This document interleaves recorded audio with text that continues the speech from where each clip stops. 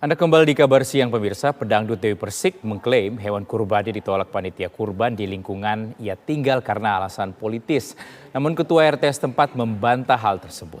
Kekisruhan ini masih berlanjut karena upaya mediasi antara kedua pihak yang salah paham ini menemui jalan buntu.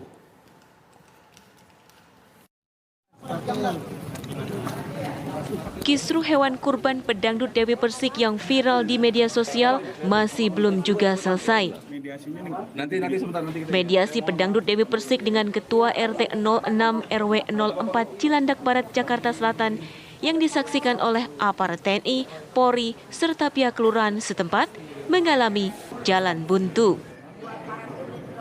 Dalam media sosialnya, DP kembali menjelaskan penolakan sapi kurban miliknya yang menjadi viral. Kuliah gratis, terus pengen juga kerja di rumah sakit, luar negeri atau dalam negeri. Kamu bisa wujudin keinginan kamu dengan kuliah gratis di Unistama Salatiga. Jurusan keperawatan, kuliah full beasiswa dan free asrama loh. Juga kamu bakal penempatan kerja sebelum wisuda, enak kan? Kalau yang lain bisa, pasti kamu juga bisa. Yuk langsung aja daftar di Unistama Salatiga. Unistama terbuka untuk semua, membantu sesama. Ia membantah kisruh hewan kurbannya yang dikaitkan dengan motif politik. Penyanyi dangdut tersebut juga bersikukuh dengan pendapatnya. Masalah minta maaf itu gampang, cuman sikap Pak RT-nya ini menurut saya arogan. Kenapa?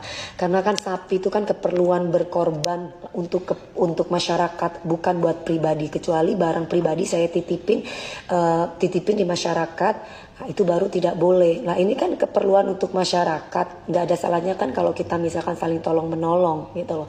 Dimana barang itu atau sapi itu untuk sesama. Jadi jangan egois, kita sesama manusia harus bisa saling tolong menolong. Sementara itu, Ketua RT bernama Malkan membantah bahwa dirinya menolak sapi kurban milik Dewi Persik dan meminta uang 100 juta rupiah jika ingin meminta bantuan. Menurutnya, kejadian tersebut merupakan kesalahpahaman antara dirinya dengan Dewi Persik. Ketika saya baru dicoba dimediasi, saya bertanya, apa benar saya minta uang 100 juta atas nama pungli? Dijawab oleh kedua asisten rumah tangga beliau. Yang satu bilang tidak. Pak RT bilang kalau Pak RT mau diminta tolong mengangkut itu, saya dibayar 100 juta pun tidak. Saya nggak mau. Yang satu lagi dia bilang samar-samar. Ya, itu pengakuan dua asisten beliau. Apalagi? Penegasan yang jam 7 malam sapi dilepas. Jam 7 ketika ditanya sama ini, Pak, kalau saya titip di sini lagi, saya nggak mau, akan saya lepas. Lepas dalam pengertian lepas tanggung jawab saya. Kenapa? Siapa yang mau sapi jagain itu? Siapa yang mau bayar? Sebelumnya, mediasi sempat memanas. Dewi Persik yang dipertemukan langsung dengan Ketua RT berjalan alot. Dewi Persik bahkan sempat berteriak histeris. Ia mengaku sempat dibentak-bentak oleh Ketua RT dan memilih meninggalkan tempat mediasi. Kenapa saya tadi marah seperti itu? Dia bentak-bentak saya lagi. Tim TV One mengabarkan.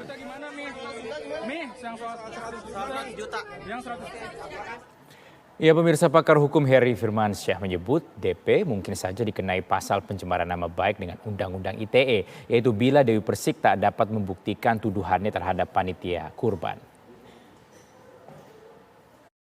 Kalau ternyata uang itu tidak pernah diberikan dan tidak ada pernyataan bahwa itu hanya klaim sepihak ternyata dari seseorang yang pada intinya tidak dapat dibuktikan, maka orang yang dikatakan seperti hal tadi permintaan uang yang tidak benar itu bisa mengajukan ke pasal pencemaran nama baik misalnya.